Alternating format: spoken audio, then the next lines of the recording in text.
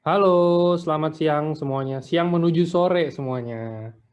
Ya, hari ini Sabtu ya kita bakal ada seperti biasa seminar. Seminar apa? Jadi biasa kalau misalkan di setiap hari Sabtu ini kita pasti ada seminar kesehatan yang akan ngebahas mungkin beberapa jenis penyakit sama speaker-speaker-nya nanti akan kupas tuntas beberapa jenis penyakit yang ada hubungannya mungkin dengan pola gaya hidup, tentang apa, tentang sehari-harian. Dan biasanya kalau minggu lalu kan kita bahas serum ya, serum sama Dokter Kiki untuk bahasnya itu lebih ke arah kecantikan. Nah, kalau hari Sabtu Minggu ini kita bakal bahas ini ada namanya penyakit, mungkin bukan penyakit apa ya, gangguan kesehatan dispepsia. Jadi setelah yang saya udah baca-baca juga, ini ada hubungannya dengan pencernaan sama lambung kalau nggak salah sih. Saya udah ada baca-baca sedikit juga. Biar kita lebih paham lagi, kita langsung menghadirkan pakarnya hari ini. Jadi hari ini kita ada speakernya Dr. Wijaya. Halo Dr. Wijaya. Halo, selamat siang semuanya. Oke, jadi teman-teman Dr. Wijaya ini salah satu dari barisan EFC Doctors. Nah, barisan pakar-pakar kesehatan yang ada di EFC, Dr. Wijaya ini salah satunya. Jadi Dr. Wijaya hari ini bakal mau bahas tentang dispepsia. Mungkin boleh diceritain dulu dok sedikit dispepsia itu apa? Kenalan cepat aja. Ya, nanti sekalian di slide itu. Oke, boleh. Oke, kalau gitu langsung aja dok, nggak apa-apa. Silakan dok. Ya, terima kasih Bangga. Saya sudah bisa keluar Aman dok, slide-nya. kelihatan. Oke, bentar ya.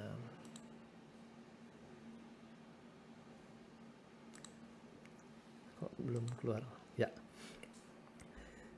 Jadi siang ini kita akan membahas mengenai keluhan pada gangguan pencernaan.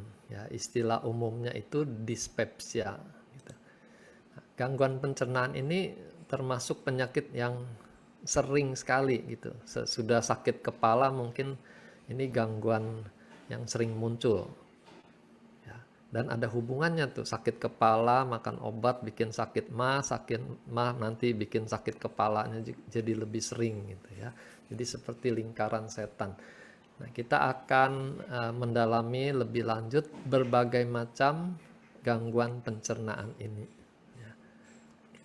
Jadi istilah dis ini menunjukkan suatu ketidaknyamanan. Selain dispepsia nanti akan banyak keluhan di organ lain ya, misalnya dysuria itu rasa tidak nyaman pada waktu berkemih. Jadi ini rasa tidak nyaman dalam hal pencernaan. Ini pengertian umumnya. Jadi semua bentuk rasa tidak nyaman itu dikelompokkan dengan satu istilah dispepsia ini. Bisa berupa rasa panas atau rasa nyeri ulu hati, ya ini khas dispepsia pada gangguan di lambung. Ya. Rasa kembung nanti bisa di lambung, bisa di usus karena banyaknya gas ya. Kalau kembungnya belum begitu dominan, mungkin yang bersangkutan hanya merasa tidak nyaman aja, perutnya nggak enak ini gitu. Kalau ditanya detailnya nggak enaknya seperti apa, ya pokoknya nggak enak dah gitu. Ya itu dispepsia. Dia bisa mengganggu nafsu makan. Ya. Jadi sebenarnya ini bagian dari uh, perlindungan tubuh untuk mengistirahatkan organ yang sedang terganggu itu. Dia stop asupan dari atas. Ya, jadi secara alamiah tuh tubuh akan membuat rasa tidak ingin makan. Gitu. Bahkan kalau gangguannya lebih parah, tidak ingin makan itu berubah menjadi mual. Ya, itu makin lagi tidak ingin makan. Lihat makanan aja sudah rasanya uh, ngeselin gitu, bukan bikin nafsu makan tapi bikin tidak nyaman. Ya. mungkin dia masih bisa makan, tapi tidak bisa banyak. Jadi makan sedikit aja rasanya sudah kenyang. Nah, orang yang normal melihat temannya makan sedikit sudah kenyang, tentu nggak bisa memahaminya. Bagaimana mungkin baru makan 2 sendok kok sudah kenyang gitu ya. Tapi buat penderita dispepsia ya itulah kenyataannya. Dia hanya bisa mencerna sedikit. Ya. Nah, kalau terjadi hambatan dalam aliran makanan, itu bisa terasa perutnya tuh melilit. Ya, kita mungkin semua pernah alamin waktu kita mencret gitu. Itu perutnya melilit yang kita sebut sebagai kolik. Ya. Sakit sekali, lalu dia hilang, lalu nanti kambuh lagi. Jadi nyeri yang hilang timbul itu biasanya kita kaitkan dengan kolik. Ya. Ini sedikit kita bahas sistem pencernaan makanan. Ya. Jadi di sini di sisi kiri tergambar saluran pencernaannya. Ya. Mulai dari mulut, lambung, usus besar sampai di ujungnya anus. Itu semua saluran pencernaan. Tapi untuk mencerna makanan dibutuhkan sistem yang lebih rumit lagi dari sekedar salurannya saja. Ya. Jadi itu melibatkan enzim-enzim pencernaan, ya, melibatkan asam empedu. Nah, itu organ lain juga terlibat dalam sistem pencernaan ini, yaitu liver atau hati, empedu, dan juga pankreas untuk mengeluarkan enzim-enzim pencernaan. Ya. Jadi dispepsia ini bisa terganggunya di saluran pencernaannya atau pada organ-organ yang terkait sistem saraf juga, khususnya saraf otonom, ya, saraf yang mengurusi organ-organ tanpa kita harus memberi instruksi. Jadi dia secara otomatis. Di mulut itu sudah dimulai proses pencernaan. Kita diberi gigi geligi itu untuk mengunyah makanan yang dalam kunyah dipotong-potong, digiling oleh gigi geraham tuh sampai dia halus, ya. Dan dibantu oleh lidah. Lidah pekerjaannya tuh juga secara otomatis tuh bisa membolak-balik makanan yang ada di mulut kita. Di permukaan lidah juga kita dilengkapi dengan, ya, jadi ini juga menimbulkan kenikmatan waktu kita makan. Jadi kalau lidahnya terganggu, pengecapannya terganggu, walaupun makanannya enak tuh orang juga bisa kehilangan nafsu makannya karena terasa hambar di mulutnya, ya. Lalu di mulut tuh ada air liur, itu dipenuhi dengan awal di dalam mulut, ya. Nah, itu gunanya kita perlu mengunyah dengan apa ya istilahnya, dengan seksama apa yang kita makan, ya. Jadi jangan pelan, itu berarti pekerjaan yang mestinya dilakukan di mulut kita limpahkan ke lambung, gitu ya. Nah, di mulut Tuhan kasih gigi, lambung itu tidak ada gigi. Jadi kita bisa bayangkan betapa beratnya pekerjaan lambung kalau kita mengunyah seadanya, ya. Nah, di lambung makanan yang sudah dihaluskan itu dicerna lebih lanjut. Nah, sekarang sudah bukan lagi pencernaan mekanik oleh gigi geligi, tapi lebih ke pencernaan kimiawi, ya. Nanti ada asam lambung, ada enzim pepsin di dalam lambung. Nah, itu yang mereka lanjutkan menghancurkan makanan lebih halus lagi sampai menjadi bubur. Ya. Nah, lambung itu juga bukan suatu kantong yang pasif. Nah, di situ terjadi juga gerakan seperti diaduk-aduk makanannya itu ya, bolak-balik lewat kerja otot-otot lambung yang cukup rumit ya. Bagaimana dia bisa menggiling dari atas ke bawah, kiri kanan diaduk itu. Bahkan lambung bisa memisahkan makanan yang sudah cukup halus dicerna itu, dia sisihkan mendekati pengeluaran menuju usus ya. Makanan yang belakangan masuk itu masih di atas karena dia perlu dicerna lebih lanjut dulu gitu ya. Jadi makanan tidak tercampur merata ya. Lambung itu luar biasa, ada kepintarannya sendiri, dia memilah-milah mana makanan yang siap untuk diproses di usus 12 jari gitu ya. Jadi ada urutannya. Jadi di sini kita sebut pencernaan kimiawi dan juga proses pengadukan makanan. Nah, kalau makanannya sudah siap untuk dicerna lebih lanjut di usus, maka akan dikendorkan klep yang menuju usus 12 jari ya. Dan sedikit demi sedikit makanannya disalurkan memasuki usus. Kalau lambung suasananya asam, di usus 12 jari suasananya justru menjadi basah karena adanya cairan empedu yang masuk ke situ gitu ya. Jadi sekarang giliran proses pencernaan kimiawi dalam suasana basah. Ya. Jadi masing-masing itu ada fungsi yang berbeda gitu ya.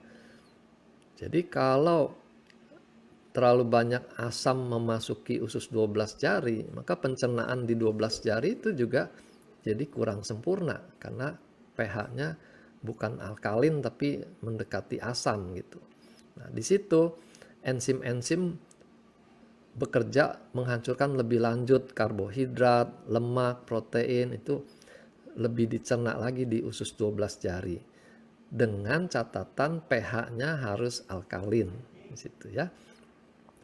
Nah, dari 12 jari makanan memasuki usus halus.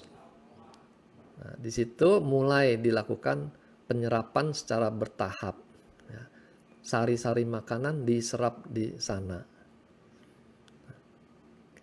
Nah, sampai di usus besar mulai penyerapan airnya ya, juga dilakukan bertahap sehingga kepadatan dari makanan di usus besar itu makin lama makin memadat karena airnya sudah diserap. Nah, itu yang ditemukan fesesnya jadi sudah tidak banyak air lagi gitu ya. Kalau feses banyak air kita bilang orangnya mencret ya. Kalau airnya malah cair sekali kita masuk kelompok itu sudah diare gitu ya. Nah, ini terkait fungsi penyerapan air di usus besar. Kalau orang kurang minum, penyerapan airnya juga tidak bisa banyak dari usus besar. Dan hasilnya kotoran pun jadi mengeras, gitu. Membuat dia jadi susah untuk dikeluarkan. Ya. Nah, kira-kira ini gambaran umum nasib dari makanan yang masuk mulai dari mulut sampai di ujung kita keluarkan sebagai ampas makanan ya, feses. Kita mulai lihat gangguan lambung apa saja yang bisa terjadi. Pada dasarnya lambung itu memiliki dua komponen yang saling saling berlawanan gitu ya.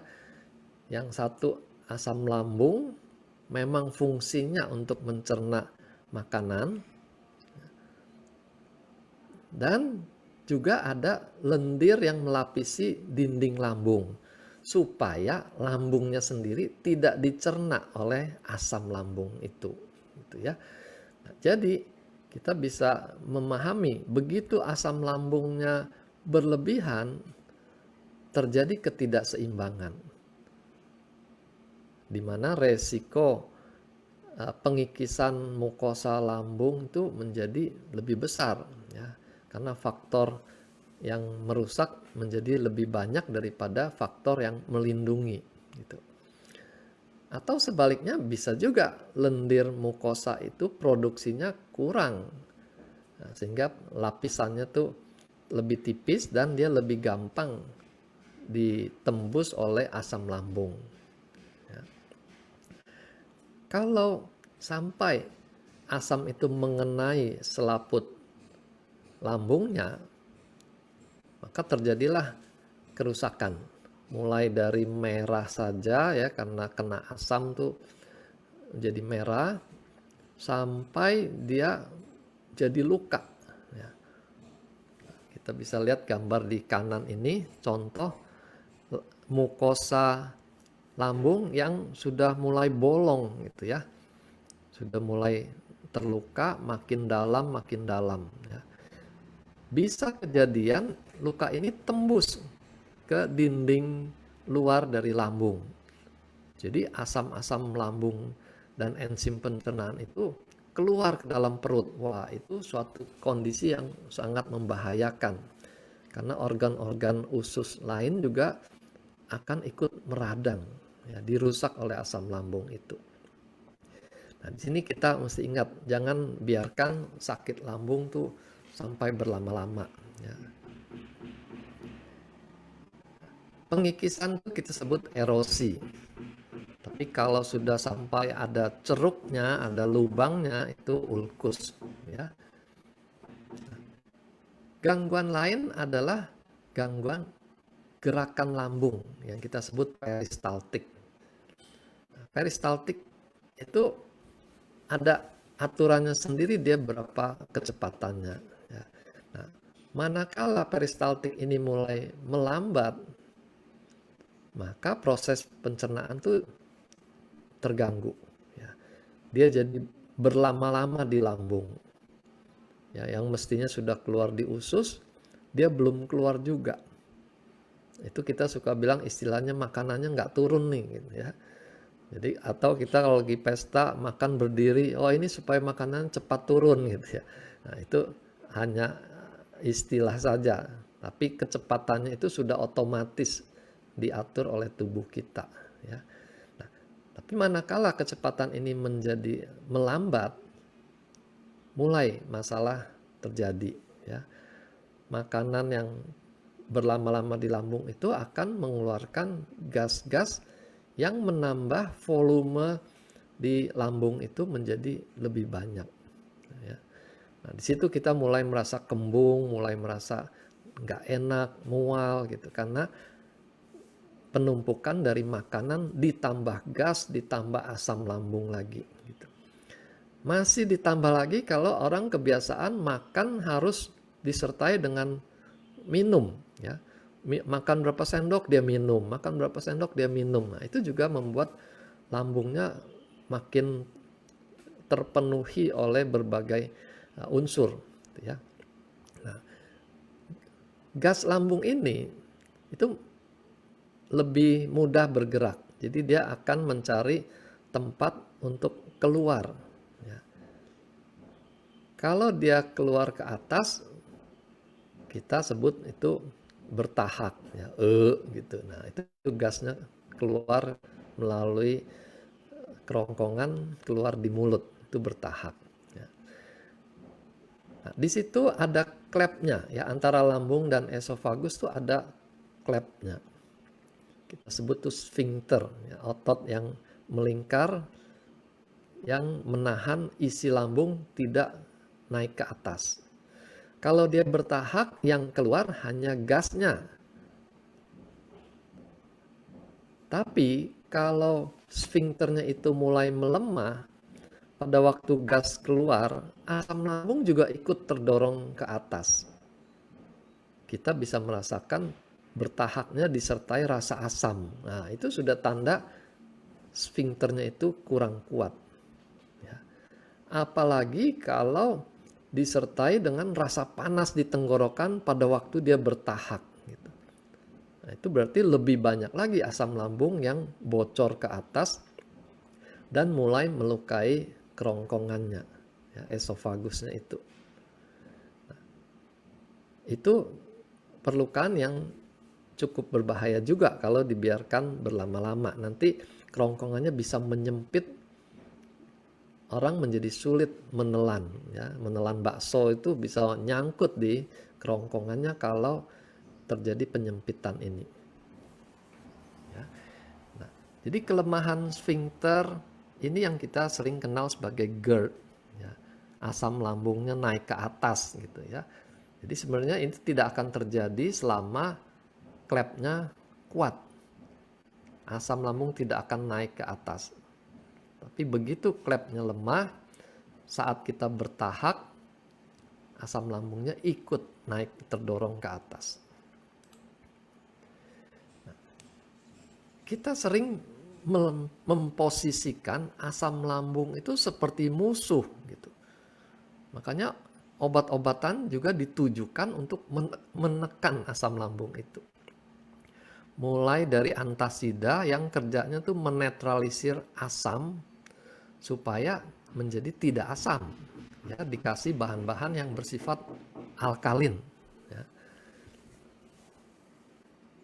Kalau sudah dirasakan nggak mempan lagi gitu, saya sudah makan antasida udah nggak mempan misalnya, akan diberikan obat yang lebih kuat lagi, ya, yang disebut H2 blocker. Ya. Dia akan mulai mengurangi produksi asam, ya, sebagian dikurangi lewat obat ini. Lama-lama kalau dia tidak berefek memuaskan lagi, dikasih lagi obat yang lebih keras, yang kita sebut proton pump inhibitor. Itu produksi asamnya dikurangi, gitu ya. Nah, jadi di situ seolah-olah asam lambung itu kita perlakukan sebagai musuh yang harus ditekan, harus dibuat tidak berdaya. Padahal Tuhan memang sudah menciptakan lambung itu harus dalam kondisi asam. Ya. Apa gunanya asam lambung? Di sini kita bisa lihat ya di gambar yang kanan. Pertama, dia mensterilkan makanan. Dengan tingkat keasaman yang begitu tinggi, kuman-kuman itu mati, ya, terkena asam, tidak ada yang bisa tahan gitu ya, kecuali nanti kuman yang bisa tahan dan menginfeksi lambung itu, Helicobacter ya. Tapi rata-rata kuman yang lain mati kena asam ini. Jadi sebenarnya kita nggak perlu takut, nggak perlu terlalu takut ya untuk makan sesuatu nanti ada kumannya, nanti infeksi kemana-mana, nggak begitu ya, karena lambung kita tuh sudah merupakan perlindungan tingkat pertama, ya, kuman-kuman pada mati. Yang kedua, asam lambung itu membantu penghancuran pencernaan protein. Jadi kalau kita makan daging-daging, makan steak gitu, itu sangat membutuhkan kondisi asam supaya steaknya itu cepat hancur gitu ya.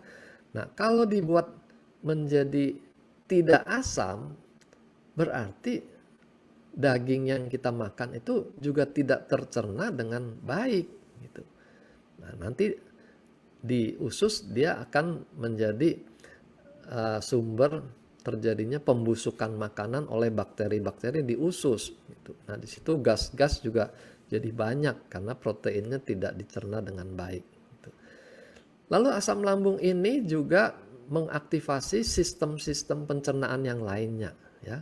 Misalnya dia mengaktifkan keluarnya enzim pencernaan pepsin di lambung. Ya. Jadi selain asam, enzim-enzim juga akan membantu pencernaan.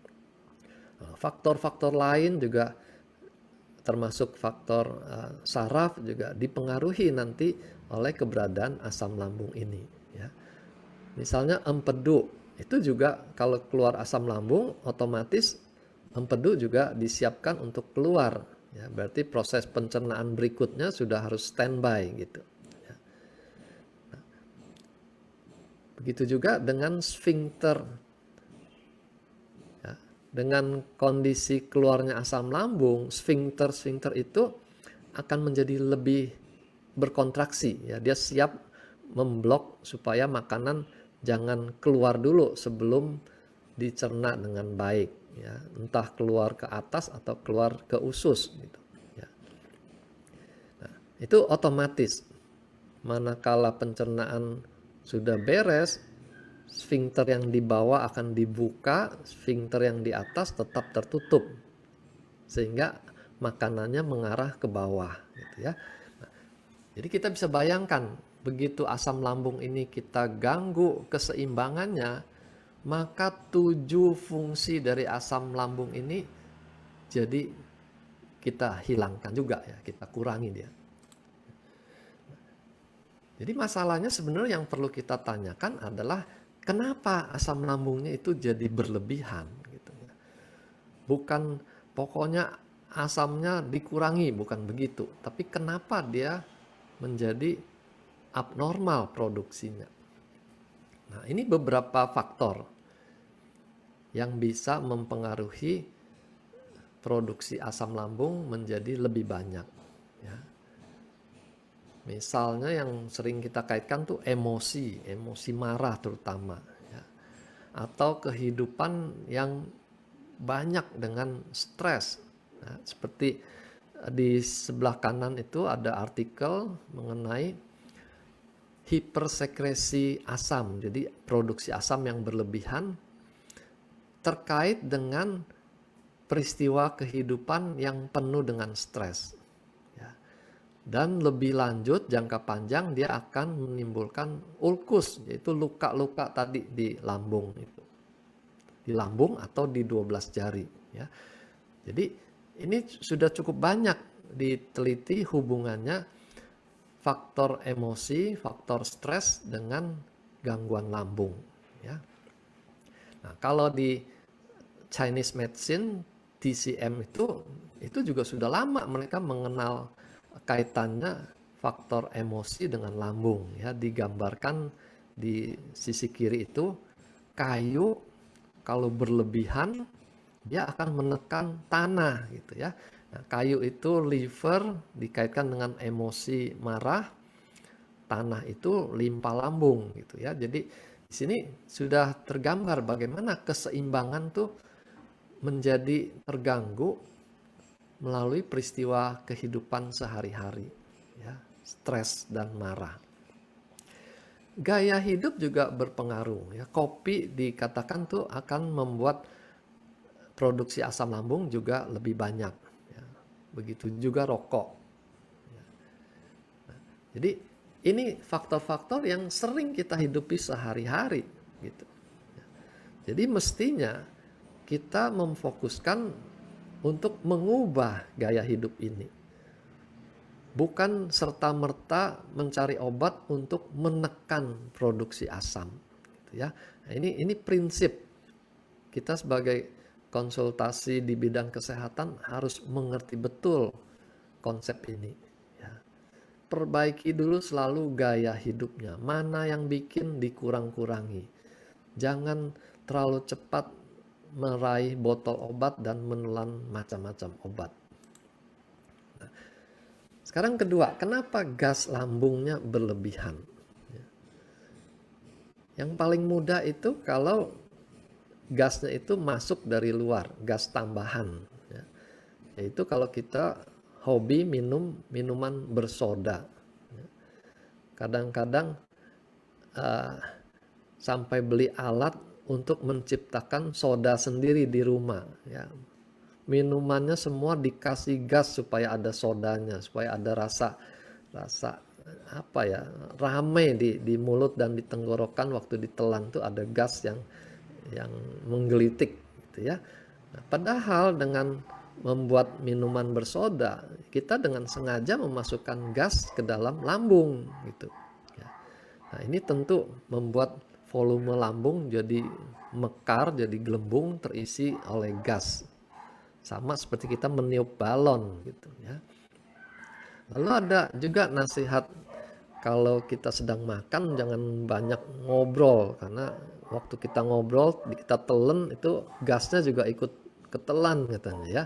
Nah, ini entah mitos atau tidak, rasanya belum ada yang meneliti nih. orang cerewet sama orang yang pendiam, gas lambungnya mana lebih banyak gitu. Rasanya belum ada yang teliti itu. Ya. Asam lambung itu sendiri juga akan menghasilkan gas pada penguraiannya. Ya.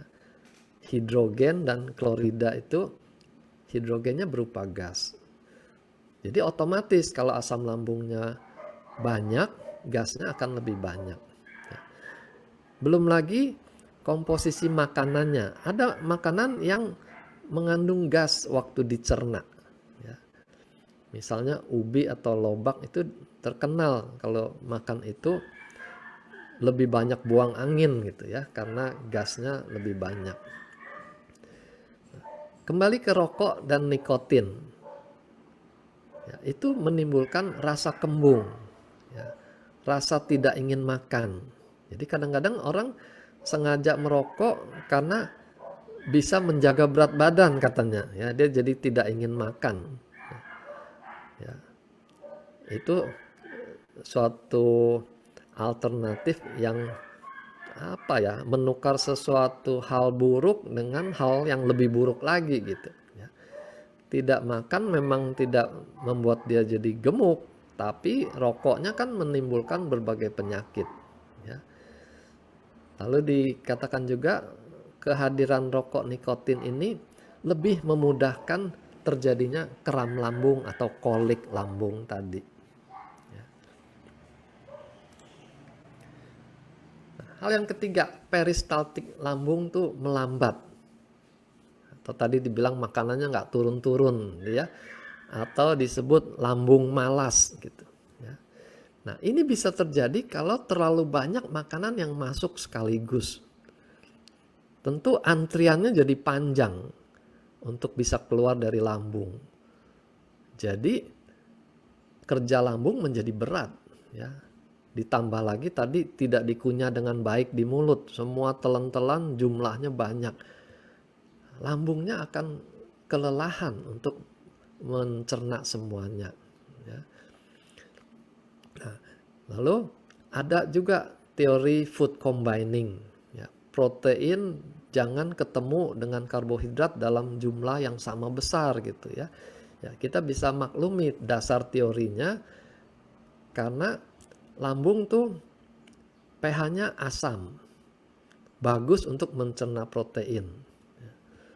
Sebaliknya nanti karbohidrat butuh pH yang alkalin supaya enzimnya bisa bekerja dengan optimal gitu. Jadi itu protein dan karbohidrat tuh membutuhkan suasana pH yang berbeda gitu ya. Jadi kalau makanannya dicampur sama beratnya, berarti dua-duanya tidak tercerna dengan baik gitu. Itu dasar teorinya food combining itu seperti itu. Selain karbohidrat dan protein, lemak juga membuat makanan tertahan lebih lama di dalam lambung. Ya. Dia akan keluar terakhir. Ya, makanya kalau makanan banyak mengandung lemaknya, pencernaannya juga jadi lebih lama di lambung itu. Ya. Nah ini kalau sering terjadi setiap hari lama dicerna di lambung, ya peristaltik lama-lama tuh jadi melambat. Nah, terus kita kaitkan dengan nasihat-nasihat dari zaman nenek gitu ya. Kalau makan jangan sambil baca buku. Nah, siapa yang pernah dapat nasihat seperti itu ya? Nah ini juga mungkin suatu mitos, tapi ada dasar logikanya. Gitu. Ya. Karena otak kita tuh mengatur suplai darah ke organ mana kan berdasarkan aktivitas gitu, ya. Jadi kalau kita saat makan dan mencerna makanan, kita butuh lebih banyak darah mengalir ke sistem pencernaan. Tapi kalau kita belajar, itu butuh darah lebih banyak ke otak. Gitu. Makanya sulit kalau orang habis makan kenyang lalu disuruh belajar gitu. Karena otaknya nggak bisa, otaknya akan terdorong untuk mengantuk, bawaannya maunya tidur gitu ya. karena aktivitasnya tidak disupport oleh suplai darah ke otak yang cukup gitu, ya. Nah, nasihat yang klasik ini kita bisa modifikasi di zaman ini ya. Kalau makan jangan sambil baca HP gitu ya, karena beritanya kemana-mana, fokusnya jadi tidak di pencernaan. Belum lagi kalau baca HP beritanya bikin kita marah misalnya gitu. Nah, itu kan produksi asam lambungnya jadi tidak sesuai lagi dengan kebutuhan karena ada emosi marah tadi. Gitu, ya. Lalu secara pengobatan Chinese medicine juga ada hubungannya. Ya. Banyak pikiran itu akan membebani limpa dan lambung, dan limpa lambung itu organ yang terkait dengan pencernaan. Ya.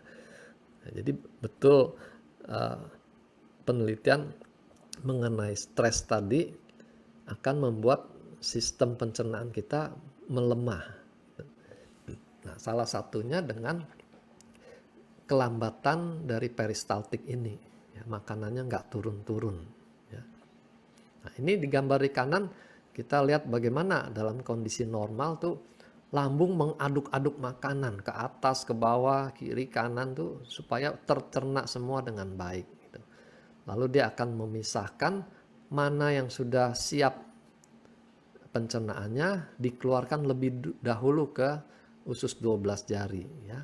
Nah, ini ada sphincter yang membatasi usus dengan lambung. Sphincter pylori namanya. Nah, kalau terjadi gastroparesis, kelumpuhan dari saraf-saraf yang bekerja di lambung, ya, lambung tidak akan bisa menyalurkan makanan tepat waktu ke usus, ya, dia numpuk di lambung. Itu yang benar-benar makanannya nggak turun-turun, ya. Oke. Nah, ini gambar lebih lanjut mengenai fungsi lambung yang normal. Ya. Jadi gerakannya walaupun teraduk-aduk, itu ada gerakan yang ritmik ya, yang secara teratur mendorong ke arah bawah. Gitu. Nah, itu yang membuat makanan mengalir ke usus secara teratur ya, karena ada gerakan dari otot yang diatur oleh saraf otonom. Ya. Nah, kalau saraf ini menurun kinerjanya, gerakan peristaltik itu juga akan terganggu. Ya, bukan hanya melemah, tapi juga jadi lebih kacau. Gitu, ya. Nah, di sini makanan bisa tertahan di lambung dan bisa bikin endapan di lambung. Gitu, ya. Jadi ini yang kita istilahkan lambungnya malas. Ya. Padahal ini sudah terjadi kerusakan di sistem persarafannya. Nah, sekarang kenapa sampai terjadi luka? Gitu ya. Nah, jadi awalnya asam lambungnya melukai mukosa, dia terasa perih. Nah, kalau berulang-ulang, nah, mulailah terjadi luka yang makin dalam. Itu disebut tukak lambung itu. Nah, selain karena asam, ternyata obat-obatan juga pengaruhnya besar untuk bikin perlukaan di lambung dan juga di usus. Khususnya obat rematik dan obat anti nyeri. Ya, misalnya aspirin, lalu obat rematik, misalnya diklofenat, gitu ya. Obat anti nyeri itu mefenamat. Itu kalau sering diminum dan juga dosisnya lebih tinggi, ya, karena rasanya nggak mempan nih makan satu, dia makan dua gitu ya. Itu secara langsung akan melukai mukosa dan mulai menimbulkan luka, ya, sampai ke ulkus tadi. Nah, jadi hati-hati dengan obat-obat anti rematik dan anti nyeri ini. Ya. Di negara kita punya kelemahan di dalam distribusi obat ini. Mestinya obat-obat ini hanya bisa ditebus dengan resep gitu. Jadi dokter yang meresepkan juga sudah tahu batasnya berapa lama dia makan obat ini. Ya, nggak boleh diresepkan lagi, ini sudah cukup, nanti lambungnya luka. Dia tahu. Nah, masalahnya kita kalau satu obat rasanya cocok, kita langsung ke apotek, bawa contoh obat, saya mau beli ini lagi, ya, buat stok 1 bulan gitu ya. Nah, di sini kelemahannya kontrol. Kalau apoteknya tidak disiplin, dia jual aja, yang penting obatnya laku gitu ya. Nah, jadilah orang konsumsi obat tidak terkontrol. Tahu-tahu suatu waktu dia muntah darah atau berak darah ya. Jadi sebenarnya ini salahnya sendiri juga, mengobati diri tanpa mengenal betul apa yang dia makan. Nah, sekarang kita mau lihat bagaimana dunia medis menangani perihal gangguan pencernaan ini ya. Ada suatu sifat ya, karakter dari dunia medis tuh menciptakan obat tuh harus spesifik gitu ya. Istilahnya satu peluru untuk satu teroris ya. Atau bikin rudal yang bisa diarahkan spesifik hanya kena di satu kota misalnya gitu ya. Nah, itu cita-cita dari dulu. Makanya untuk masalah lambung juga sifatnya begitu. Untuk asam lambung obatnya antasida. Ya. Produksi berlebihan kita kasih dulu H2 blocker. Kalau nanti kurang kuat baru ganti dengan proton pump inhibitor gitu ya. Lambungnya kalau malas dikasih obat untuk merangsang peristaltiknya. Kalau lapisan mukosanya menipis, tambahkan dari luar gitu ya. Nah, itu cara berpikir, cara bekerja pengobatan medis yang kita kenal saat ini. Ya. Kalau ini terkait dengan psikis, jadi pasiennya bilang, ini saya kalau lagi kesel begini nih dok, lambungnya kumat gitu ya. Nah, tinggal ditambahkan obat untuk melawan kecemasannya, melawan depresinya gitu ya. Tambahkan selain obat lambung tadi gitu. Nah, yang repot kalau pasiennya mulai bertanya, ini saya sakit nggak sembuh-sembuh, ini kemungkinan kanker nggak ya dok? Gitu. Wah, pertanyaan itu otomatis akan disusul dengan berbagai pemeriksaan tambahan ya. Mulai dari dikeker lambungnya, dikeker ususnya, ya, sampai ke MRI segala gitu ya. Nah, itu mau nggak mau, karena setiap pertanyaan kan harus dijawab. Tanpa pemeriksaan nggak bisa menjawab apakah ini kanker. Gitu, ya. Nah, jadi peranan pasien juga menentukan apakah obatnya simple atau obatnya jadi kompleks. Gitu, ya. Nah, ada kelemahan kalau kita mengandalkan obat-obat saja. Ya.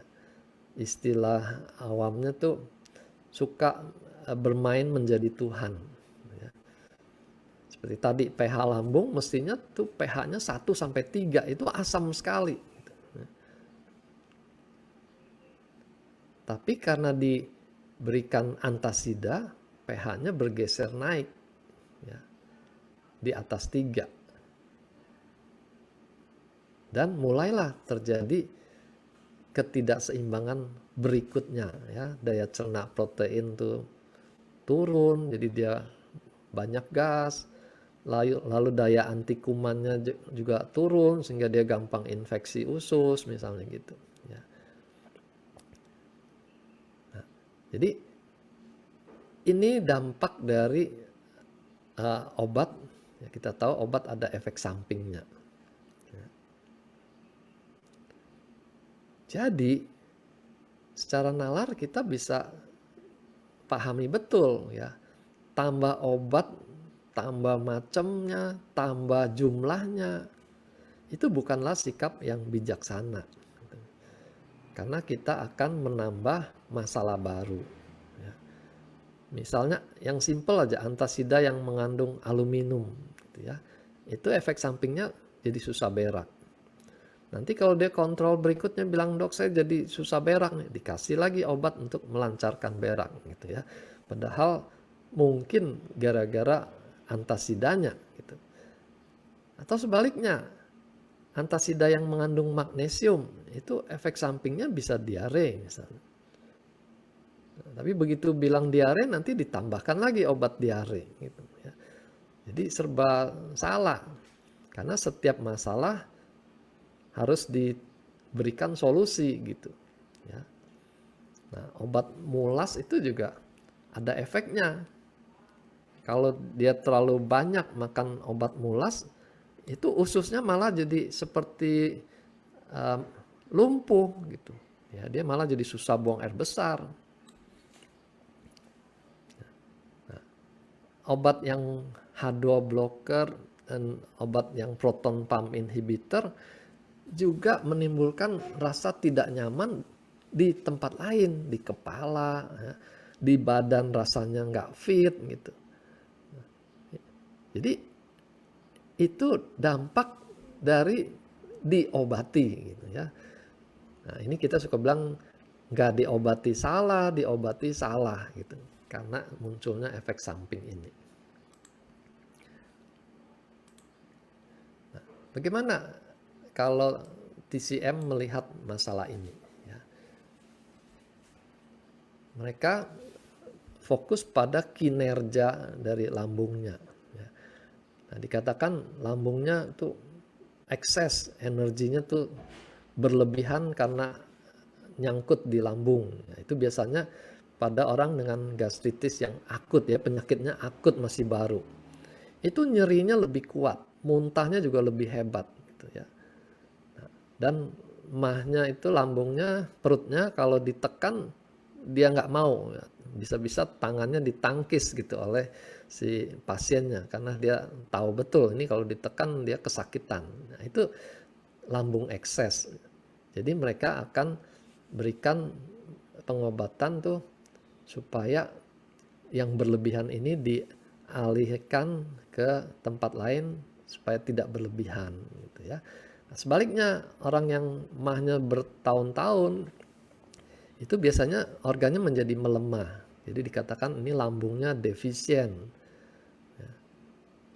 Nah, itu yang tadi nggak bisa makan banyak, biasanya lambungnya lemah. Nah, nanti akan dilakukan terapi untuk menguatkan lambungnya, gitu ya. Jadi kapan melemahkan, kapan menguatkan itu tergantung kondisi yang ditemukan. Ada lagi lambung panas. Ya, orang suka bilang ini panas dalam. Nanti kelihatan dari pemeriksaan lidahnya merah, bibirnya merah. Ya. Nah, dia akan berikan terapi untuk mengurangi tingkat kepanasan lambungnya ini. Ya. TCM bisa atasi itu baik dengan herbal atau dengan akupunktur. Ya. Nah, ada lagi istilah lambung dingin. Nah, mungkin kita juga sebagian mengalami ini. Ya. Terasa lambungnya itu jadi tidak nyaman kalau kena ruangan yang AC-nya dingin sekali, misal gitu. Itu langsung dia rasa mahnya nggak enak. Nah, di situ terapinya dikompres hangat. Ya, karena dingin akan berkurang dengan kompres hangat. Nah, nggak bisa jurus kompres hangat ini diseragamkan pada semua orang yang sakit lambung. Gitu. Kalau dia karena panas kita kompres malah jadi tambah nggak keruan. Gitu ya. Nah, jadi ini seninya pengobatan di TCM. Lalu ada gangguan lambung tuh karena retensi makanan. Tadi salah satu tuh makan kebanyakan, makan terlalu dagingnya kebanyakan, makan ketan, gitu. Makanannya tidak dikunyah, itu semua masuk di retensi makanan. Lalu mereka juga dikatakan emosi marah bikin panas hati, nanti panasnya itu akan naik ke atas, memanasi lambung juga gitu. Itu cara menjelaskan dalam bahasa TCM seperti itu. Jadi sekarang kita bagusnya bagaimana? Ya, prinsipnya kita mesti menangani sampai akar masalahnya. Ya. Jangan hanya menghilangkan gejalanya. Ini prinsip betul. Ya. Kalau sakitnya sudah bertahun-tahun, berarti dia melemah, kita harus perkuat sistem pencernaannya. Bagaimana memperkuatnya? Jangan membebani. Jadi perbaiki gaya hidup sehatnya itu. Makan dikunyah dengan baik, lalu small frequent feeding istilahnya ya, makan sedikit-sedikit tapi lebih sering gitu, jangan sekaligus banyak, nanti tahan lama dia nggak makan, malam baru makan lagi, banyak lagi, nah itu melemahkan sistem pencernaan. Nah di sini peranan kita, berikan produk yang bersifat nutrisi ya, nutraceutical, jadi nutrisi yang diolah secara teknologi dan dia akan memperkuat organ itu ya. Bukan soal menghilangkan gejalanya, tapi memperbaiki organnya. Kita tahu kita punya SOP ya, baik SOP 100 maupun Subarasi, dan ada daya regenerasi sel, memperbaiki jaringan yang rusak. Jadi luka lambung atau luka usus 12 jari ataupun di usus lainnya itu akan diperbaiki dengan SOP ini. Lalu kita punya Utsukushi ya. Nah, ini bekerja probiotiknya dan banyak bahan lain tuh bekerja di usus. Tapi kita punya Fukoidan di dalam Utsukushi, itu bekerjanya bisa di lambung gitu ya. Dia bisa menghambat infeksi Helicobacter pylori, itu sudah diteliti ya. Jadi Utsukushi punya peranan untuk mendukung penyehatan sistem pencernaan kita, baik di lambung maupun di usus ya.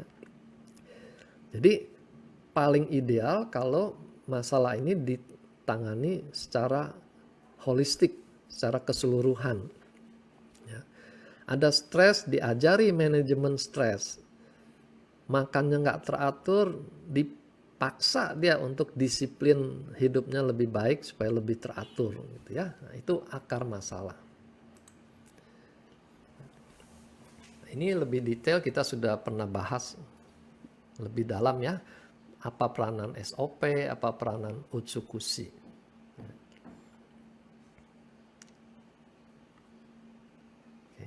Nah, termasuk Utsukushi memperbaiki fungsi liver. Dan liver itu salah satu organ pencernaan. Rasa mual juga bisa terjadi kalau livernya terganggu. Kalau orang yang pernah kena hepatitis tuh tahu tuh mualnya seperti apa waktu dia mengalami gangguan liver. Nah, Utsukushi punya bahan untuk memperbaiki fungsi liver ini. Nah, sekarang ditambah Subarasi. Yang penting SOP-nya 150 mg lebih tinggi dari SOP 100. Nah, dua tambahan ini lebih spesifik untuk mereka yang punya masalah darah tinggi dan trombositnya gampang lengket ya. Tapi kalau untuk lambungnya yang terutama ini SOP-nya, daya regenerasinya. Nah, justru kita perlu perhatikan kalau dia ada perdarahan aktif ya, muntah darah, BAB-nya hitam seperti kopi gitu, nggak cocok kalau kita berikan Subarasi. Ya. Masih bisa kita berikan SOP, tapi sebaiknya jangan Subarasi. Ya.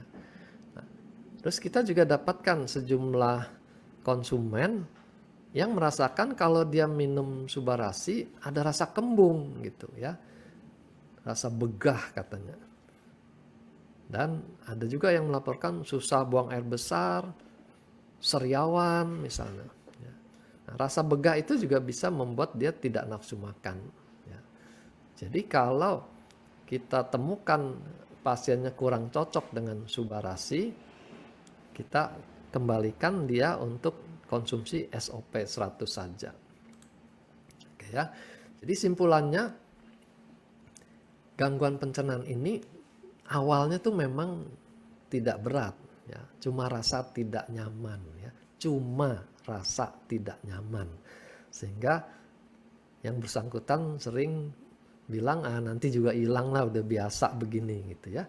Nah, tapi hati-hati, jangan kita punya kebiasaan sakit gitu.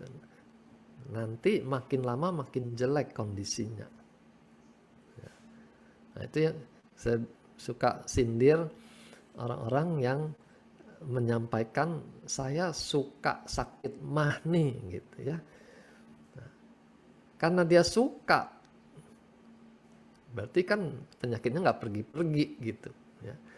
Nah, jadi mesti ditanamkan bahwa semua gangguan itu ya, semua rasa tidak nyaman itu alarm yang harus diperhatikan ya.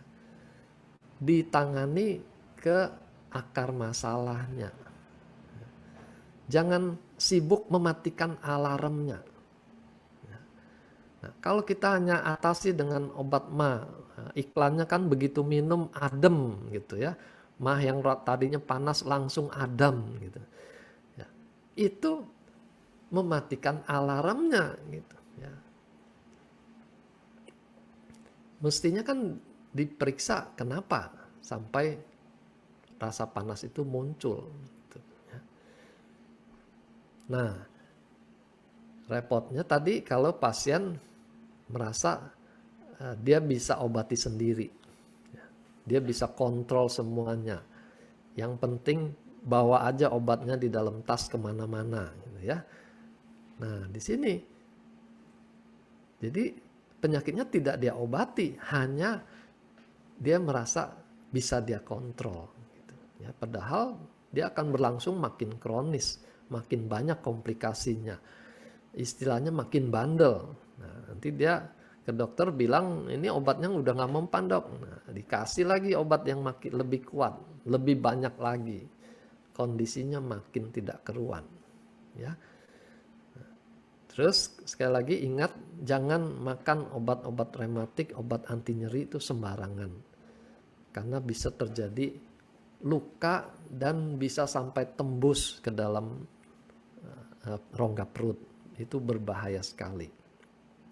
Kalaupun dia tidak sampai bolong, gitu, ususnya, lambungnya, gitu, luka yang berlangsung terus-menerus itu bisa berubah menjadi kanker. Ya. Kanker lambung itu cukup sering, hati-hati. Oke, jadi apapun kondisinya, segera pulihkan kesehatan kita. Ya. Jangan merasa semuanya terkontrol, gitu ya. Lebih bagus pastikan semuanya bisa dibuat normal lagi.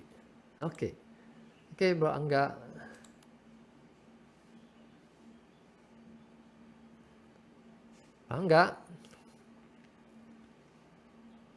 Ya dok. Yo, saya sudah selesai. Oke, teman-teman. Nah, ini baru boleh nih kita tanya-tanya. Ini saya dari tadi udah ngeliatin banyak yang nanya juga.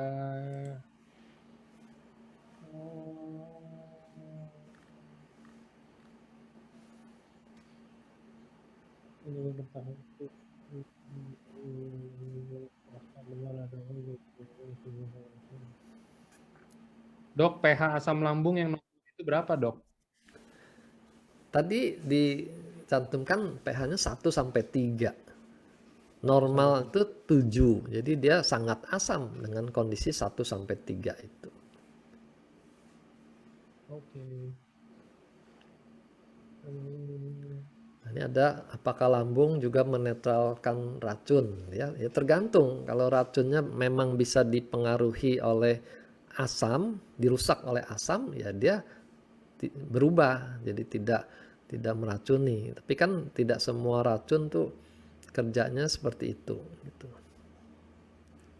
Nah, ini dok ada pertanyaan. Bagus. Dok, apakah bau mulut itu berasal dari pembuluh makanan di lambung atau di pencernaan di usus? Dok? Ya, nah, bau mulut bisa dari lambung yang panas. Itu kalau teori di TCM tuh salah satu yang diperiksa ya. Apakah nafasnya itu langsung terasa berbau gitu. Tapi kondisi di mulut juga bisa bikin bau mulut ya. Radang gusi yang kronis, gigi bolong yang sudah membusuk misalnya, itu juga menciptakan bau mulut. Tapi kalau dari bagian dokter gigi itu kondisinya oke semua dan ada bau mulut, biasanya memang berhubungan dengan sistem pencernaannya, entah di lambung atau di ususnya.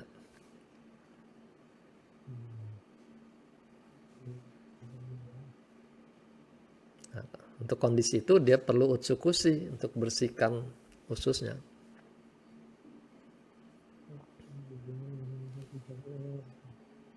Dok, emang kalau di kasus pendarahan itu harus dikurang-kurangin ya dok subanya? Suba atau SOP gitu? Kita cari aman gitu ya. Karena nanti kalau ditubrukkan dengan uh, khasiat ingredientnya itu anti agregasi, itu kita bisa jadi disalahkan ya. Sudah tahu perdarahan kok dikasih anti agregasi gitu ya. Walaupun misalnya kita bilang tapi daya anti agregasinya lemah kok, tidak seperti aspirin misalnya. Tapi kita sudah keburu kerepotan untuk menjawab pertanyaan itu gitu ya. Jadi cari aman saja. Kalau orang yang perdarahan, ganti saja dengan SOP 100 yang tidak ada klaim anti agregasi trombositnya.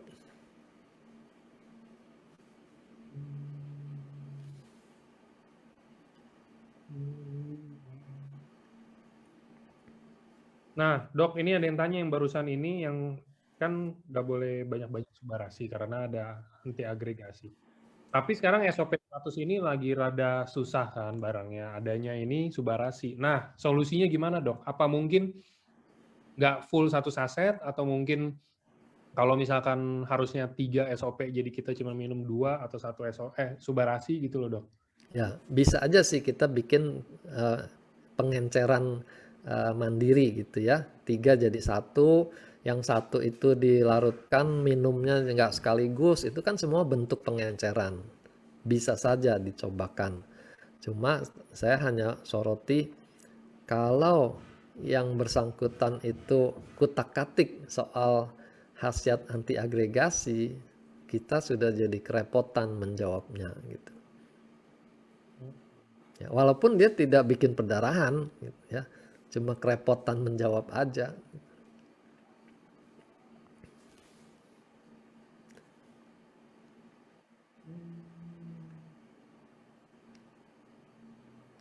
Saya lebih sarankan ya sabar aja di break dulu sampai tidak ada lagi tanda-tanda perdarahan. Itu kan hanya beberapa hari.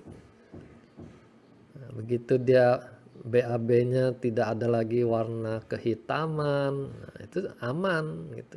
Kita mulai lagi dengan takaran dari yang rendah dan dinaikkan pelan-pelan.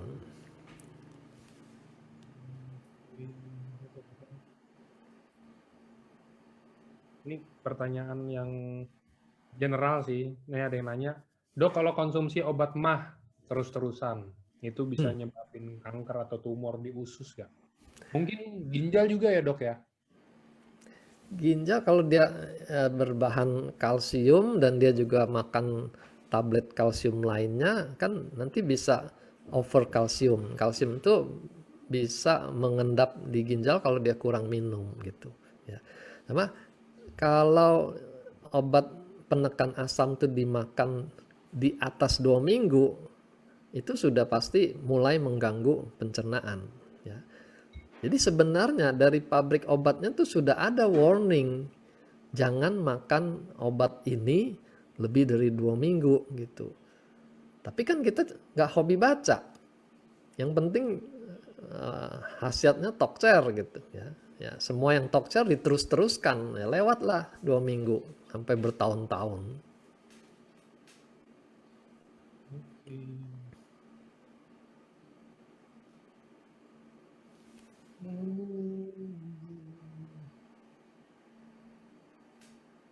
Dok, selain dari tadi cara-cara yang dokter bahas, ada nggak sih dok? Maksudnya gimana caranya kalau misalkan kita udah kena asam lambung, Hmm. nah terus sering bertahap, nah apa solusinya untuk mengurangi? Kalau yang tadi dokter bilang itu kan untuk mencegah, nah ini kalau untuk mengurangi. Hmm. Kalau saya seperti yang saya sarankan tadi, sebaiknya tuh sudah terapinya tuh keroyokan ya, holistik. Obat medis tuh kita makan sesuai indikasinya, karena memang obat medis tuh kerjanya lebih cepat, lebih akurat. Ya. Tapi jangan sampai makan berlama-lama, gitu ya. Nah, lalu untuk menguatkan kondisi organnya, kita kombinasi dengan terapi ala timur itu, ya akupunktur, refleksi, ya, apa saja yang bersinergi menguatkan sistem pencernaan, kita kombinasikan. Saya pengalaman hasilnya jauh lebih bagus. Oke dok, ada yang tanya lagi. Ini kalau yang tadi, kalau apakah lansoprazole dapat menghambat gas lambung? Lansoprazole termasuk proton pump inhibitor. Ya, dia menekan produksi asam. Memang kalau asamnya dikurangi, gasnya juga akan berkurang. Ya, itu kalau sumber gasnya hanya dari asam lambung.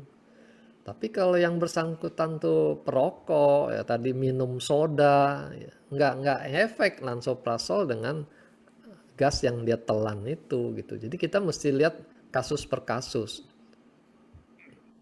Nah, jadi memang bisa mengurangi gas. Tapi pertanyaannya mestinya kenapa gas itu muncul itu dulu gitu ya. Kalau sekedar mengurangi asam, mau sampai kapan kita makan lansoprazolnya? Keras nggak sih dok itu? Keras dalam arti apa ya? Keras membahayakan sih enggak. Itu relatif aman. Cuma kalau dimakan di atas 2 minggu itu ya berarti sistem pencernaan kita sudah tidak balance lagi gitu. Ini dok ada yang tanya lagi. Dok, ada yang sakit mah parah sampai nggak bisa makan nasi. Terus dia minum Suba dan Utsu sehari 2 saset. Setelah 3 bulan enakan, terus nggak pernah kambuh lagi, bahkan udah makan nasi normal mungkin ya. Nah, kemudian dari yang tadinya sehari Suba dan Utsu 2 saset, sekarang dikurangin jadi masing-masing saset. Nah, terus asam lambungnya kambuh lagi sampai naik leher. Nah, kalau apakah harus campur tetap sama obat sakit mah atau asam lambung, ataukah cukup dengan ganti Subarasi dan Utsunya jadi dua-dua lagi? Kalau bisa diperbaiki dengan nutraceutical ini, ya kan pengalamannya sudah membaik dulu gitu. Ya kita coba balik dulu ke takaran yang memang cocok buat dia segitu gitu. Ya, jadi prinsipnya kita ambil cara yang lebih aman. Tapi kalau misalnya sakitnya itu begitu hebat, dia mesti dibawa ke emergency, ya itu juga pilihan yang tepat untuk saat itu gitu. Jadi kita nggak bilang obat medis itu buruk, bukan. Tergantung kondisi yang ada itu membutuhkan yang mana. Gitu.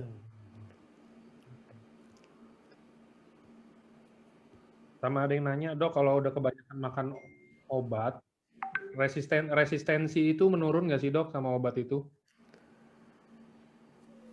Bisa badan kita tuh yang namanya adaptasi.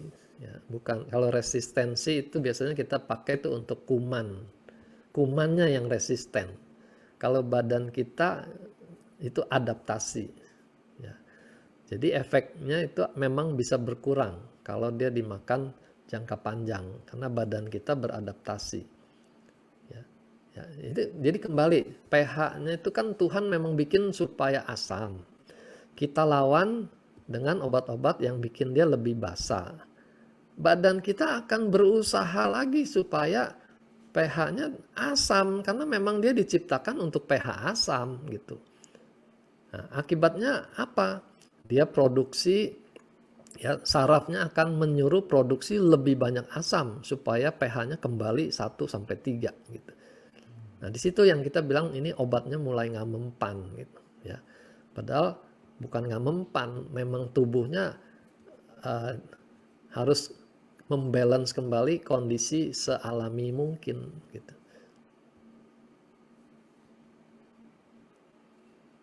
Oke. Nah, kita dengan produk nutraceutical kita nggak mempengaruhi keseimbangan itu. Kita hanya menguatkan organ-organ supaya penyembuhan diri sendiri terjadi. Ya, regenerasi sel itu kan penyembuhan diri sendiri. Kalau dia sudah sembuh, ya otomatis dia berjalan normal seperti semestinya, tanpa harus diatur-atur keseimbangan asam basanya. Itu sudah otomatis dari sononya. Kita yang suka merusak otomatis itu. Nah, ini ada yang bagus pertanyaannya tapi sedikit unik. Dok, saya ini ada masalah sangat gampang sekali bertahak. Hampir semua bagian tubuh, kepala, punggung, tangan, kaki, kalau ditekan pasti bertahak. Nah, Ya. nggak diapa-apain juga bertahak sih kadang-kadang. Nah, apakah Ya. ini masuk dengan gas lambung berlebih atau hanya mungkin kebiasaan aja, Dok? Kalau dia nggak ada gasnya, ya nggak akan ada yang keluar gitu. Ya. Tapi memang unik itu. Saya temukan pasien seperti itu juga di akupunktur, waktu ditekan bahunya dia keluar gas juga. Sampai kadang-kadang kita berpikir ini kok nggak habis-habis gas yang keluar. Tapi ada. Nah, di situ yang harus diperbaiki bukan hanya lambungnya lagi, seluruh sistem tubuh dia juga harus dibalance lagi. Kenapa? Sampai gasnya tuh produksi terus. Ya.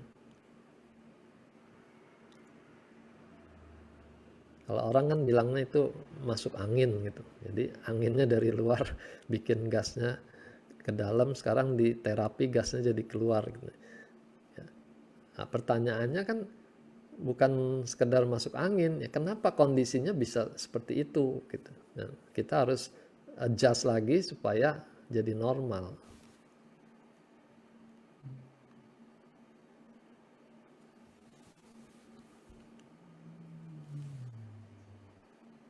Ini ada yang tanya nih, kalau minum Subarashi Utsu tenggorokan jadi kayak panas dalam, apakah berarti dia nggak cocok minum itu ya? Nah, saya perhatikan memang ada orang-orang yang sensitif ya. Kalau secara medis barat ini nggak ada jawabannya, karena dia tidak bikin radang gitu ya. Tapi kalau secara TCM ini bisa dijawab. Jadi agaknya Utsukushi dan SOP itu memang punya efek panas ya. Regenerasi itu kan suatu proses yang membangun ya, dia menghasilkan panas juga gitu. Utsukushi mengaktifkan sistem imun, jadi dikelompokkan juga sebagai bahan yang bersifat panas. Nah, kalau orangnya memang sudah bawaannya panas, kita berikan bahan-bahan yang bersifat panas, dia akan mengalami keluhan ini, tenggorokan panas, sariawan, susah berak gitu. Nah, itu sindrom panas. Jadi bukannya nggak bisa makan, ya takarannya aja jangan tinggi-tinggi dan diencerkan, ya pakai larutkan dalam air gitu ya. Saya termasuk yang aliran larutkan ya, bukan yang di bawah lidah. Yang bawah lidah tuh langsung sariawan mereka lapor.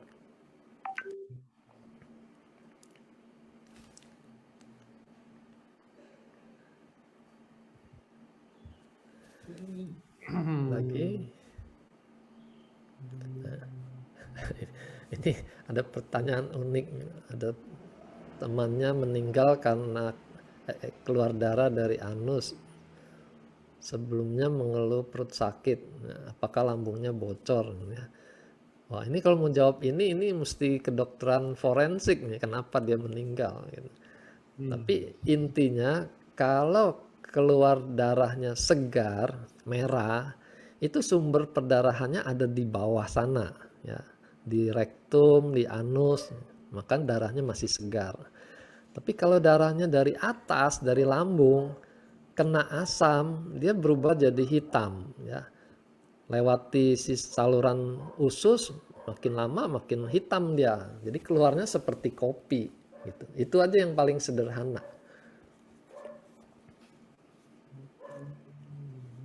Kalau sampai meninggal ya berarti penyakit dasarnya tuh berat. Mungkin ada kanker di rektum, gitu. Oke.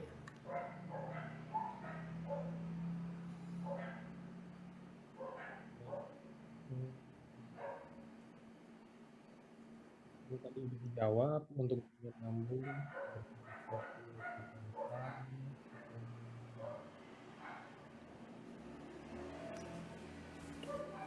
Ini ada yang panjang terkait dengan hasil CT scan radang usus besar, ya.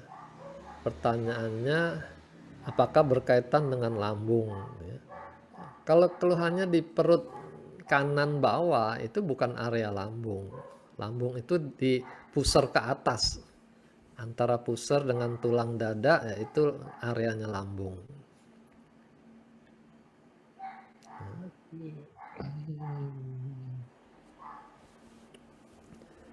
Nah, kalau di usus dengan utsukushi aja, dia membantu.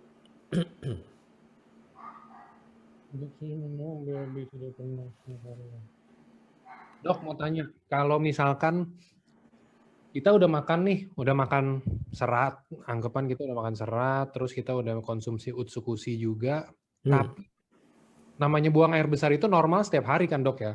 Iya. Nah, ini bisa seminggu sekali dok. Umurnya berapa? Umur, kita tarik umur misalkan, ini pertanyaan general ya dok, jadi mungkin 20-30 tahun deh, masih muda.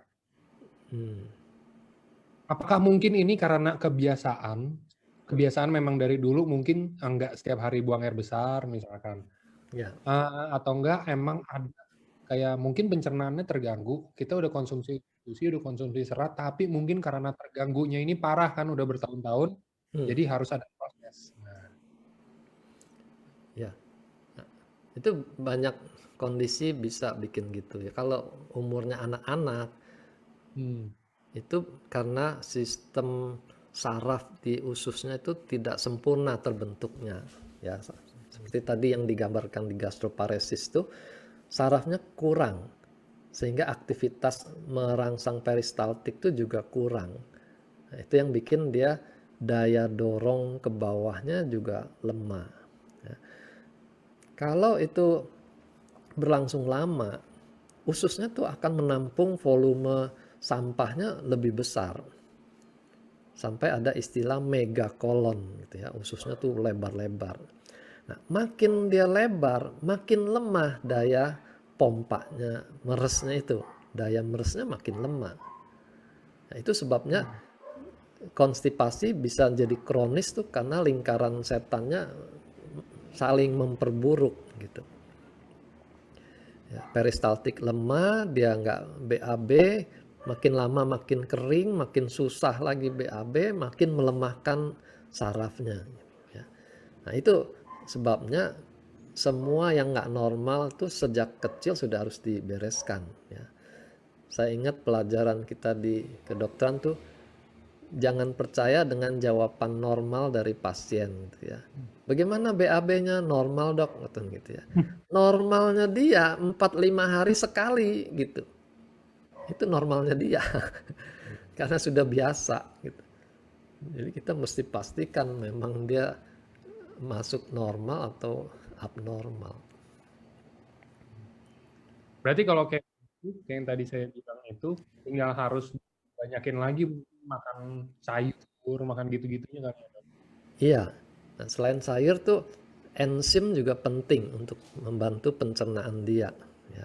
Nah, enzim tuh hanya pada makanan yang tidak dimasak kena panas, karena enzim rusak kena panas. Berarti yang makanan mentah. Yang bisa dimakan mentah itu buah-buahan gitu. Dari buah-buahan tuh pepaya dikatakan paling kaya enzimnya. Dan kita bersyukur gampang dapat pepaya di negara kita. Nah, udah gampang tapi nggak mau makan juga, mau salahkan siapa? Jadi biasakan dia makan sayur, buah pepaya, minum air cukup, dan juga olahraga. Ya. Jalan kaki aja. Jalan kaki itu akan menggerakkan ususnya. Jadi terjadi masas perutnya secara alamiah lewat olahraganya itu.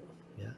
Lebih bagus lagi kalau dia berenang, karena tekanan otot-otot perut itu membuat ususnya juga seperti dipompa.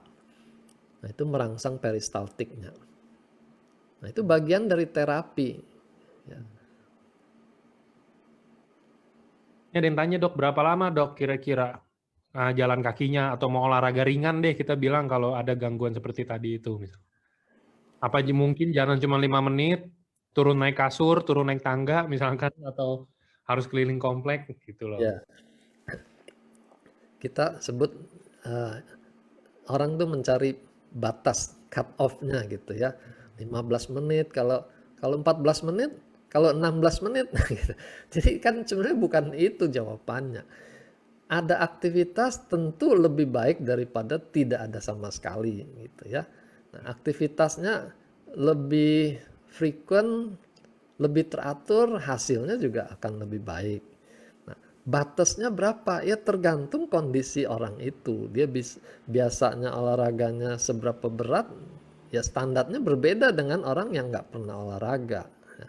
Jadi atur aja sendiri dosis olahraganya itu seberapa dia sanggup, dan tingkatkan dari waktu ke waktu. Lebih penting tuh konsistennya. Jadi kalau mau dibikin 3 kali seminggu, ya lakukan betul 3 kali seminggu. Mau berapa kilo bisanya nggak masalah. Ya, tentu ada hasilnya. Nah, ini ada yang tanya lagi, tapi nanyanya japri ke saya. Hmm. Dok, mau tanya, lebih baik mengeluarkan gas dari tubuh itu bertahap atau kentut? Nah, ini banyak pertanyaan nih mungkin. Soalnya gini, Dok, saya jujur saya pernah diajarin sama orang tua gitu ya maksudnya. Kalau misalkan perut atau di dalam tubuh ini ada gas, Nah, benernya itu harusnya sebenarnya keluarnya dari bawah, bukan malah naik keluar dari mulut gitu loh, Dok. enggak, itu organ yang memang sudah beda. Kalau gasnya masih di lambung, tentu dia akan cari jalan terdekat tuh ya ke atas. Kan tekanan lambung klepnya 2, di atas sama di bawah. Kalau klep yang di bawah tuh belum terbuka, ya dia akan mendorong ke atas. Nah, kalau dia sudah lewat dari lambung ke usus, itu gasnya nggak bisa naik lagi ke lambung. Kan peristaltik tuh satu arah. Jadi dia menunggu sampai gasnya itu nyampe ke ujung, keluar sebagai buang angin gitu. Jadi nggak bisa dibulak-balik, apalagi dipilih gitu ya. Saya nggak mau buang angin di bawah, saya mau di atas aja, nggak bisa, itu otomatis.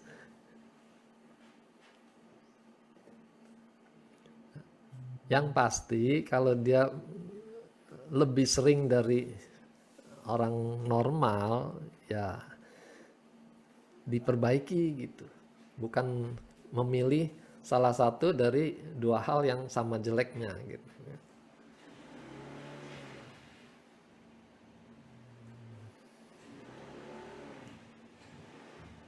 Nah, ini pertanyaan yang tadi ini. Nah, kalau yang ini tapi udah tua, Dok. Nah, ayah saya umur 80 tahun, BAB-nya susah. 3 sampai 4 hari sekali. Hmm. Padahal udah makan serat, buah, sayur, cek ke dokter juga semuanya normal, nggak ada gangguan. Hmm. Sudah konsumsi SOP dan UTSU, tapi tetap aja susah BAB-nya. Apalagi yang harus dilakukan. Perutnya tuh besar gitu loh, Dok. Besar dan keras kayak wanita hamil yang keras mungkin ya udah ya. Kalau orang tua itu umumnya dalam TCM itu dikaitkan dengan energinya yang melemah, ya, chi-nya itu melemah. Berarti termasuk chi di ususnya gitu. Nah, itu perlu dinaikkan energinya. Nutrisi yang baik tuh salah satu sumbernya. Tadi olahraga itu juga meningkatkan energinya.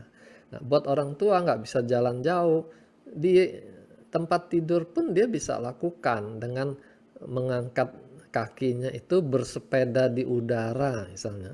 Itu juga sama gerakan olahraga yang mengaktifkan otot perut, nanti perutnya akan mengaktifkan ususnya gitu. Ya. Prinsipnya perbaiki semuanya. Kan kita pernah bahas 5 pilar kesehatan itu ya, semuanya harus diperbaiki. Makan, minum, olahraga, istirahat, rekreasi, sama spiritualitasnya. Sama konnichiwa-nya biar bisa makan sehat. Nah, itu termasuk rekreasi. Iya.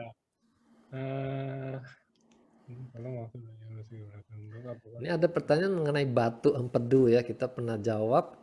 Produk ini tidak didesain untuk menghancurkan batu, mau batu ginjal, batu empedu gitu. Bukan seperti herbal kumis kucing buat menghancurkan batu ginjal, nggak seperti itu. Kita nutrisi, kita perbaiki fungsi organnya, empedunya, livernya. Nah, apakah kalau organnya diperbaiki, peristaltiknya membaik, batunya keluar atau tidak, itu masih dilihat faktor lain lagi, berapa ukuran batunya gitu. Kalau di atas 2 cm dia nggak bisa lagi keluar dengan sendirinya gitu.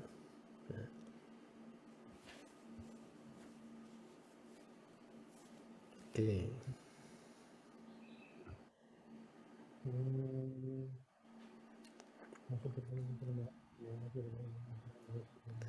Dok, setiap kali makan, setiap kali sesudah makan, saya langsung buang gas dari bawah berkali-kali. Apakah berarti pencernaan saya bermasalah? Apa itu normal? Ya, saya belum singgung tadi di presentasi ya. Kita sistem pencernaan ini ada yang namanya gastrocolon reflex gitu ya. Walaupun koneksinya dari lambung itu tidak ke usus besar, melainkan ke usus halus. Tapi secara saraf hubungan lambung dengan usus besar itu lebih dekat. Makanya ada gastrocolon reflex. Begitu lambung terisi, itu ada rangsangan pada usus besar untuk mulai mengosongkan diri. Supaya nanti kalau makanan sampai ke usus besar, muat ya, gudangnya sudah dikosongkan gitu. Makanya habis makan peristaltik usus besar meningkat. Ada yang langsung berasa ingin ke belakang, atau ada yang hanya buang angin aja. Ya, itu karena gastrocolon reflex gitu. Ya. Itu normal nggak? Ya. Normalnya ya nggak sampai segitu sensitif ya. Jadi kalau begitu makan harus segera cari WC itu ya nggak normal juga. Berarti pengosongan ususnya tidak sempurna selama ini gitu ya. Sehingga ada sampah yang sudah ready dikeluarkan. Begitu juga dengan gasnya. Gasnya itu sudah ada di ususnya. Bukan karena dia makan gasnya nyampe ke usus, belum, itu perlu berjam-jam. Tapi sudah ada stok gas di usus besar. Ya, ini yang perlu diperbaiki. Kalau makanannya yang sehat, sayur buah mencukupi, kondisi itu mestinya nggak terjadi gitu. Ya, gasnya nggak akan banyak. Mungkin dia makan dagingnya terlalu banyak dan tidak makan sayur buah. Jadi pembusukan di ususnya itu lebih dominan. Itu aja. Oke. Ya, ada yang tumor kolon baru kolostomi, kasih utsu dulu baru kasih suba gitu ya. Itu nggak pengaruh sih kalau dia kolostomi, dia hanya tempat keluarnya saja ke dinding perut, tidak melewati anus gitu ya. Kasih dua-duanya nggak masalah, nggak usah digilir. Karena dua produk kita itu kan fungsinya berbeda tapi saling sinergi gitu. Yang satu regenerasi, yang satu membersihkan. Ya. Nggak usah tunggu bersih-bersih dulu baru dikasih makanan, nggak usah. Toh kita setiap hari juga ada yang makan, ada yang bersih-bersih, nggak pakai giliran. Masukin aja dua-duanya. Oke. Dok, ini ada yang sedikit melenceng dari topik, tapi ini, Dok, kalau di bawah lidah, Hmm. urat-urat di bawah lidah itu warnanya biru, terus terlihat jelas. Hmm. Nah, itu kira-kira ada gangguan apa ya, Dok? Kemarin saya dapat video ya, tapi dari Chinese medicine itu ya. Nah, mereka kaitkan kondisi urat di bawah lidah itu dengan kondisi pembuluh darah yang ke otak juga gitu. Jadi kalau kondisi vena-vena bawah lidah itu sudah berkelok-kelok, warnanya gelap, itu setidaknya juga menggambarkan kondisi pembuluh darah di tempat lain gitu, dan dia kaitkan dengan di otak.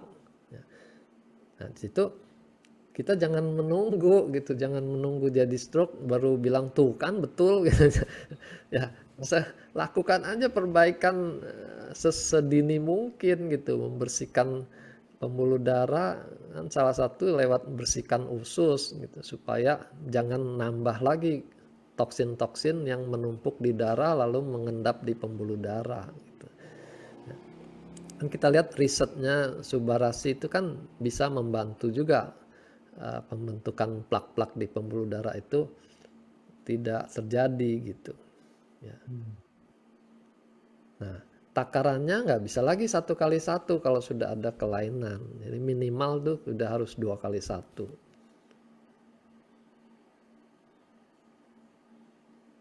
Oke. Sama Dok ada yang tanya, kalau konsumsi film tea, apa nih? Apa? Bentar. Film tea, FLIMTY. Terus bahaya Slim, gak? Saya tahu filmnya. slim tea. Ya. Ya, itu slim tea juga semua orang mencari jalan pintas gitu ya, mau langsing minumin teh. Karena teh itu ceritanya dia bisa mengkatalisir lemak gitu. Tapi kalau semua yang efeknya kuat itu dimakan secara rutin, dia ada efek samping juga ya. Nah, misalnya teh hijau kita kenal itu kan antioksidan yang kuat. Tapi penelitian di Jepang tuh profesor yang khusus di bidang pencernaan, dia sering melakukan teropong lambung gitu, dan dia temukan orang Jepang itu kanker lambungnya lebih tinggi. Dia curiga ini ada kaitan dengan kebiasaan minum teh itu gitu ya. Jadi ya sama, herbal itu juga seperti obat, makin keras efek herbalnya dia makin mendekati obat beserta semua efek sampingnya ya. Nah, di sini kita punya keunggulan nutraceutical ini dari nutrisi gitu. Dia tidak termasuk di kelompok herbal, dia lebih aman. Jadi kalau mau melangsingkan, ya melangsingkan dengan cara alamiah lah, dimasukkan kalorinya dikurangin, pembakarannya ditambah. Jadi nggak ada cara lain selain diet yang benar dan olahraga untuk membakar kelebihan lemaknya ya. Jangan andalkan obat ataupun herbal. Itu membohongi diri sendiri itu. Ya. Ini soalnya ada yang itu juga, Dok. Jadi misalkan ya, kayak contoh kita kalau minum-minum apa sih, kayak buah-buah apa gitu loh, buah-buah yang emang bisa untuk bikin bikin jadi rutin buang gitu kan, Dok. Hmm. Kita kan jus pepaya dicampur Ya. jus apa kayak begitu. Hmm. Nah, kalau misalkan kita ini udah sehat, Dok, maksudnya udah menurut kita sehat ya, maksudnya sehat dalam artian setiap hari kita rutin buang air Ya. seperti yang memang seharusnya. Kita setiap hari konsumsi seperti itu, tapi ini malah ada yang kebanyakan, maksudnya bukan kebanyakan sih, kayak dia jadi suka gitu loh, Dok, sama jus pepaya atau sama bubuk pepaya, dia dikit-dikit semuanya makannya pepaya. Itu kalau kebanyakan langsung kelihatan. nanti telapak telapak tangannya itu jadi kuning. Nah, tadi juga ada yang tanya dok, telapak tangan kuning ini ada anaknya dulu bayi itu dikasih makan pepaya terus. Ya, Sampai sekarang kuning, padahal sekarang umurnya udah 21 tahun. Nah, dari awal, dari bayi mungkin telapak tangannya kuning itu disuruh berjemur, tapi sampai sekarang masih kuning. Itu apakah emang udah kayak begitu aja? Mungkin udah sulit untuk dinormalin lagi, atau ada cara lain dok? mestinya sih enggak. Kalau pepaya atau mangga itu bikin kuning itu karena karotennya. Jadi karotennya berlebih, dia eh, mengendap di bawah kulit, warnanya kuning. Nah, itu terapinya bukan suruh jemur. Yang suruh jemur tuh karena bilirubin. Orang bayi yang lahir bilirubinnya tinggi, kuning itu dijemur. Tapi kalau karena karoten ya nggak ada hubungan dengan dijemur. Itu bisa hilang kok. Mungkin dia nggak hilang karena sampai sekarang dia masih minum terus. Karotennya berlebihan. Ya. Jadi alam tuh sudah kasih tanda-tanda. Kalau kita berlebih ya kurangi. Kalau sampai telapak tangannya kuning ya stop dulu gitu. Ya. Semua yang baik kalau dimakan berlebih pun akan jadi tidak baik. Hmm. Even air putih aja kalau kebanyakan minum air putih nggak baik kan? Iya. Konnichiwa-nya kebanyakan juga bisa jadi tidak baik. Nah, kalau itu jangka panjang dok. Untuk caranya baik dulu aja. Hmm. Jadi serakah orangnya. Nah, oke sih kayaknya udah sore juga dok. Saya tutup aja ya. Oke. Oke, thank you teman-teman Ya, thank semuanya you. udah nemenin saya sama Dokter Wijaya nih. Jadi bukan bukan kita yang nemenin, tapi teman-teman yang nemenin kita ngobrol sharing tentang penyakit. Oke. Pepsia hari ini, thank you juga Dokter Wijaya. Thank you Thank you teman-teman semuanya, semuanya. baik yang di Zoom, yang di Facebook, dan di mana-mana. Terima kasih semuanya. Jangan lupa, yang di Bali itu masih bisa daftar. Teman-teman daftar sebelum kehabisan. Cuman, saya cuma mau info, tadi dapat info, teman-teman itu yang bisa daftar yang di Bali itu dari Toreda sampai ke Bushido semuanya bisa. Bukan hanya samurai ya teman-teman. Oke, kalau Yang gitu. banyak yang belum kejawab, sorry ya. Nanti cari Nah, cara untuk bisa nggak apa-apa terjawab. nanti Dokter Wijaya, kita kan sering nih sama Dokter Wijaya, teman-teman, nanti disimpan dulu aja pertanyaannya. Kalau misalkan emang udah urgent-urgent gitu, dokter masih ada di grup Toreda kan dok? Iya masih. Tuh, serbu aja Dokter Wijaya di grup Toreda. Biasa tiap hari juga Dokter Wijaya selalu jawabin setahu saya ya. Iya. Dibantu sama Pak Wijan juga tuh, dari tadi dia juga bantuin jawab di chat kan. Wah, thank you sih Jan. Oke, kalau gitu. Terima kasih semuanya. Yo, see Thank you. you, thank you dok. Selamat sore Yo, semuanya. Mangga. Dadah.